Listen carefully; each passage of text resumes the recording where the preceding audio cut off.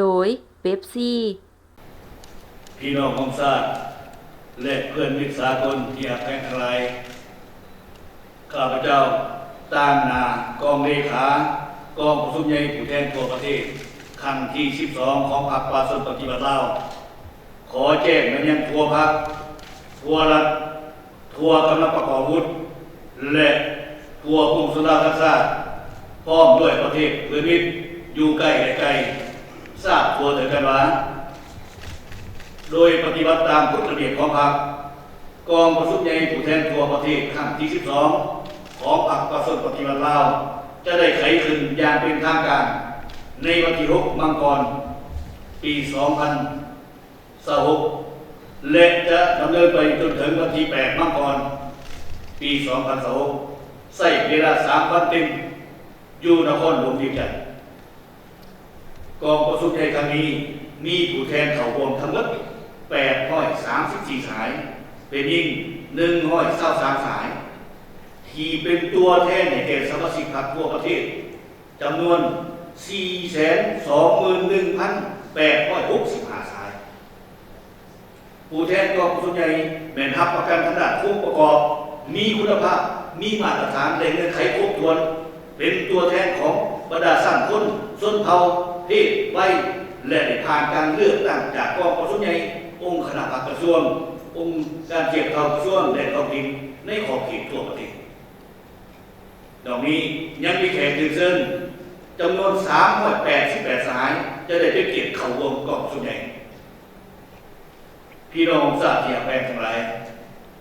กองประชุมใหญ่ผู้แทนทั่วประเทศครั้งที่ 12 ของพรรคประชาชนปฏิบัติลาวแม่นกองประชุมสุดที่มีความหมายสำคัญและกลายเป็นเหตุการณ์การเมืองและประวัติศาสตร์อันใหญ่หลวงของพรรคและของชาติซึ่งจะดำเนินภายใต้คำขวัญที่ว่า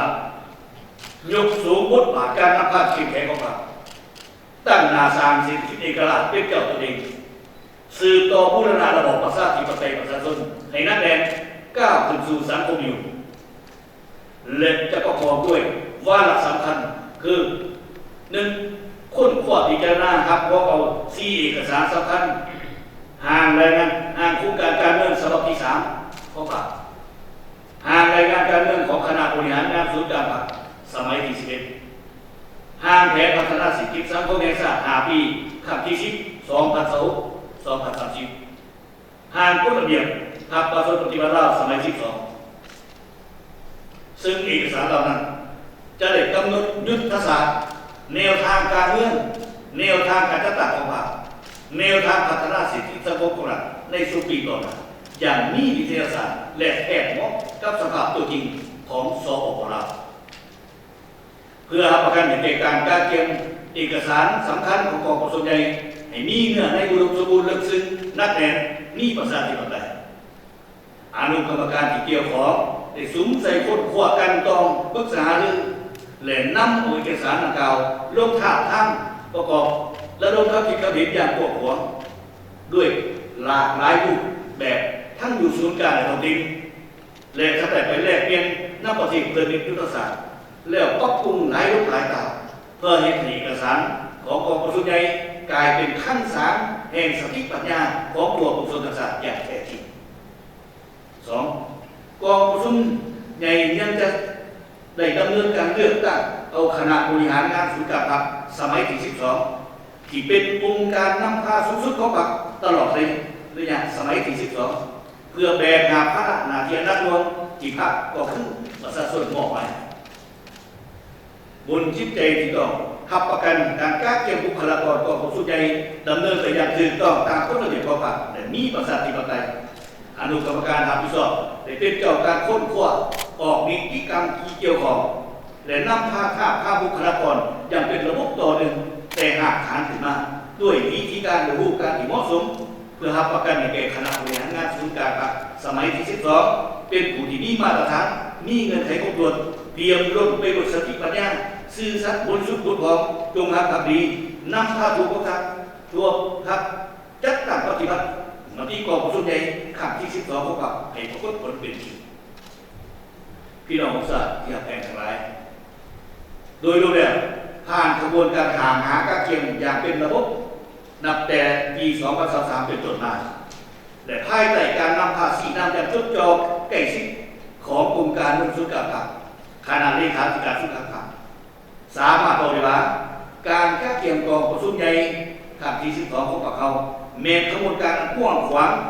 ของมวลชนซึ่งเป็นมาผลและการประกอบส่วนสำคัญในการปฏิบัติหน้าที่กองประชุมใหญ่ครั้งที่10ของพวกเขาที่ได้ดำเนินไปอย่างลึกซึ้งพอกันและญาติได้ผลสำเร็จสำคัญในหลวงหลายด้านผ่านมาสร้างพื้นฐานนักแน่ให้แก่การบาดเก้าก็คือยามทางสืบต่อจะต่างพัฒนามาที่กองประชุมใหญ่ครั้งที่12ของพวกเขาที่จะมาถึงมาหอดเวลานี้ถือว่าเป็นเวลาที่สง่าราศีเป็นเวลาที่สุขมและเป็นเวลาที่พวกเขามีข้อพ้องอย่างพร้อมได้แล้วเพื่อก้าวสู่กองประชุมใหญ่ครั้งที่12ของพรรคประชาชนปฏิบัติลาวที่กำลังจะไขขึ้นอย่างเป็นทางการในวันที่6มังกร2026ที่จะมาถึงนี้ในนามต่างหน้ากองเลขากองประชุมใหญ่ข้าพเจ้าขอแยกข้องไปยังทั่วพรรคทั่วรัฐทั่วคณะประกอบวุฒิและพวกส่วนราชการจงพร้อมกันออกแข่งขันกันสร้างผลงานคำต่างๆต่อกองประชุมใหญ่ผู้แทนทั่วประเทศครั้งที่12ของพรรคประชาชนปฏิบัติลาวด้วยความภาคภูมิใจและเป็นขบวนการพ้นฝืนในระยะดำเนินกองประชุมใหญ่ยังจะมีข่าวประจำวันเพื่อแจ้งให้ทั่วผู้สลาวนักศึกษาได้รับทราบผลของการดำเนินกองประชุมใหญ่ในแต่ละวันภายหลังสำเร็จการดำเนินกองประชุมใหญ่พวกข้าพเจ้าจะรายงานผลสำเร็จของกองประชุมใหญ่ครั้งนี้ให้สำนักข่าวและทั่วผู้สลาวนักศึกษาได้รับทราบอย่างเป็นทางการ Make lunch better. Ooh, Pepsi. Make it super, mega, extra spicy. Ooh. Make it viral. That's better. Your meals better with Pepsi.